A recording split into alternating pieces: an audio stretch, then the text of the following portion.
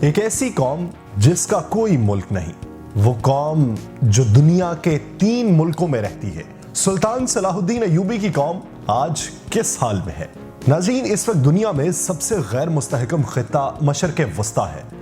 اس کے مختلف علاقوں میں مختلف لوگ مختلف ناموں سے مختلف مقاصد کے لیے اپنی اپنی جنگ لڑ رہے ہیں، مگر اسی مشرق وسطیٰ میں ایک ایسی قوم بھی برسر پیکار ہے جو اگرچہ جغرافیائی لحاظ سے 3 حصوں میں تقسیم ہے، مگر ایک مقصد کے حصول کی خاطر اس کے تینوں حصے پوری طرح متحد ہیں، اور وہ مقصد کچھ اور نہیں بلکہ عظیم ترین مقاصد میں سے ایک، یعنی اپنی شناخت اور خود مختاری کا تحفظ ہے۔ آپ دیکھ رہے ہیں نکتہ، جس کے سیگمنٹ نکتہ ماضی کے ساتھ میں ہوں یاسر رشید چودھری۔ آگے بڑھنے سے پہلے اگر آپ نے ہمارے چینل کو سبسکرائب نہیں کیا تو ہمارے چینل کو سبسکرائب کیجیے اور بیل آئیکن کو دبائیے تاکہ آپ کو لمحہ ملمحہ ایسی معلوماتی ویڈیوز پہنچتی رہیں۔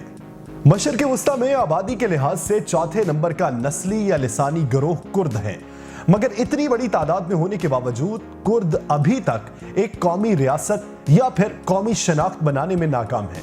یعنی اگر آپ دنیا کے نقشے پر کردوں کو تلاش کریں گے تو آپ کو ان کا کوئی ملک نظر نہیں آئے گا۔ ایک اندازے کے مطابق 2.5 سے 3.5 کروڑ کے درمیان اپنے آپ کو کرد کہلانے والا گروہ ترکی، عراق، شام، ایران اور آرمینیا میں پھیلے ہوئے ہیں۔ کہا جاتا ہے کہ کرد بابل و نینوا کے میدانوں میں اور پہاڑوں پر رہنے والے قدیم ترین لوگ ہیں۔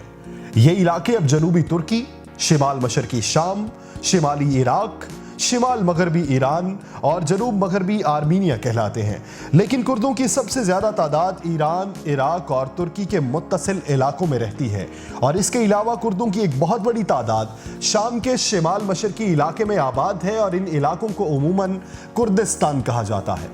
ناظرین، انسائکلوپیڈیا بریٹینیکا کے مطابق کردوں کی ایک اچھی خاصی تعداد ایران کے شمال مشرقی صوبے خراسان میں آباد ہے۔ ہر ملک میں کردستان کے معنی منفرد ہیں، جیسا کہ ایران میں کرد علاقوں پر مشتمل ایک صوبے کا نام ہی کردستان ہے، جبکہ عراق میں کردوں کے علاقے کو کرد خود مختار خطہ یعنی کردستان ریجنل گورنمنٹ کہا جاتا ہے، لیکن آئینی لحاظ سے یہ عراق کا ایک صوبہ ہی ہے۔ اگرچہ ظہور اسلام سے قبل کردوں کی ایک آزاد حکومت کے آثار بہت کم نظر آتے تھے، لیکن جب خلافت عباسیہ کمزور ہوئی تو جن چند گروہوں نے اپنی خود مختار سلطنتیں قائم کی ان میں کرد بھی شامل تھے۔ بہت کم لوگ یہ بات جانتے ہیں کہ مسلم تاریخ کا مقبول ترین کردار اور صلیبی جنگوں کا فاتح مشہور جرنیل حکمران سلطان صلاح الدین ایوبی بھی اسی کرد نسل کا ایک فرد تھا۔ خلافت عثمانیہ میں جب مسلمانوں کو عروج ملا تو اس دور میں بھی کرد ایک ذیلی قوم کے طور پر خلافت کا حصہ رہے، اور اسی طرح اگلی کئی صدیوں تک کرد ایک خود مختار قوم اور خود مختار قبائل کی صورت میں پرامن زندگی گزارتے رہے۔ کردوں کی یہ عجیب و غریب حالت پہلی جنگ عظیم کے بعد 1916 میں برطانیہ اور فرانس کے درمیان ہونے والے سائکس پیکو معاہدے کا شاخسانہ ہے۔ مشہور برطانوی فوجی اور سفارتکار سر مارک سائکس نے مشرق وسطیٰ کی تقسیم کا خاکہ فرانسیسی سفارتکار فرانسوا جارج پیکو کے ساتھ مل کر تیار کیا، اور اس تقسیم کے اثرات آج 1 صدی کے بعد بھی اس پورے خطے کو غیر مستحکم کیے ہوئے ہیں۔ سائکس پیکو معاہدے کا مقصد یہ تھا کہ مشرق وسطیٰ کو سلطنت عثمانیہ سے علیحدہ کرنے کے بعد برطانیہ اور فرانس کے درمیان بننے والے اثر و رسوخ کے دائرے میں تقسیم کر دیا جائے، اور ہوا بھی یہی، کیونکہ اس معاہدے کے بعد مشرق وسطیٰ کی حیت ہی بدل گئی۔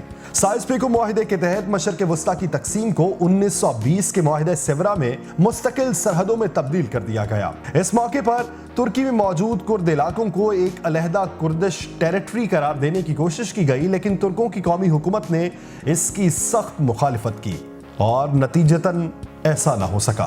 اس کے بعد 1923 کے معاہدہ لوزین میں ترکی کی سرحد کو عراق تک تسلیم کر لیا گیا، جس کے نتیجے میں کردوں کے الگ ریاست کی تمام تر خواہشیں دم توڑ گئیں اور کرد عراق، شام اور ترکی میں تقسیم ہو گئے۔ اس معاہدے کے بعد اثر یہ ہوا کہ ترکی نے کردوں کو بنیادی شہری حقوق دینے سے انکار کر دیا۔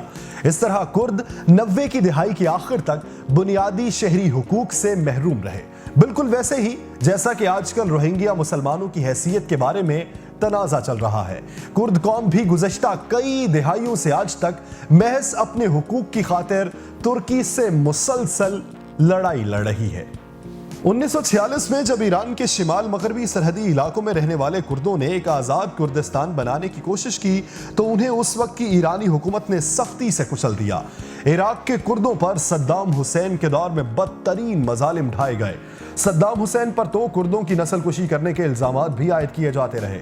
सद्दाम हुकूमत में कुर्दों पर 80 की दिहाई में कीमियाई हथियार भी फेंके गए, जिससे हजारों कुर्द शहरी हलाक हुए थे। इसी तरह शाम में रहने वाले कुर्द भी अरब हुक्मरानों के खिलाफ अपनी जुबान, अपनी सकाफत और अपनी सियासी और इक्तसादी हुकूक के लिए जिद्दोजहद कर रहे हैं। शाम में खाना जंगी तक कुर्दों को मुकम्मल रायदही के तमाम हुकूक हासिल नहीं थे, लेकिन अब जबकि उन्होंने शाम में कुर्द आबादी वाले इलाकों को दाइश से जंग करके आजाद करवा लिया है, तो उन्हें तुर्की के हमले का खतरा है। तारीख हमेशा सबक हासिल करने के लिए मुरतब की जाती है, और कुर्द कौम की इस तारीख में सबक है उन लोगों के लिए जो आज मुमलकत खुदादाद इस्लामी जमहूरिया पाकिस्तान के वजूद पर और उसकी जोग्राफियाई सरहद पर सवाल उठा रहे हैं।